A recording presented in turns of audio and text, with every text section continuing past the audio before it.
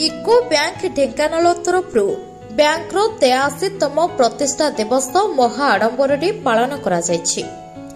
6 ଜାନୁଆରୀ 2025 ତାରିଖ ଦିନ eco bank Dhenkanal Jagannath ରୋଡଠାରେ ବ୍ୟାଙ୍କର 83ତମ ପ୍ରତିଷ୍ଠା ଦିବସ ମହା ଆଡମ୍ବରରେ ପାଳନ କରାଯାଇଛି। ଉକ୍ତ କାର୍ଯ୍ୟକ୍ରମରେ ଇକୋ ବ୍ୟାଙ୍କର ମହାପ୍ରବନ୍ଧକ ତଥା ଓଡ଼ିଶା ରାଜ୍ୟସ୍ତରୀୟ ବ୍ୟାଙ୍କସ୍ କମିଟିର ଆବାହକ ଶ୍ରୀ ଗୌତମ ପାତ୍ର ମୁଖ୍ୟ ଅତିଥି ଭାବରେ ଯୋଗ ଦେଇଥିଲେ।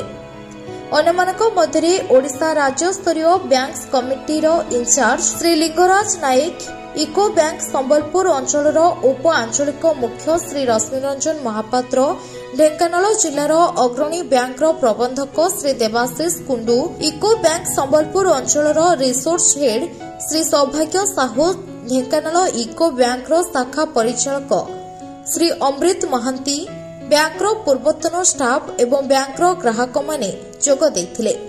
ଉକ୍ତ କାର୍ଯ୍ୟକ୍ରମରେ ବ୍ୟାଙ୍କ ତରଫରୁ ଗ୍ରାହକମାନଙ୍କୁ ମିଷ୍ଟାନ୍ନ ବଣ୍ଟନ କରାଯାଇଥିଲା।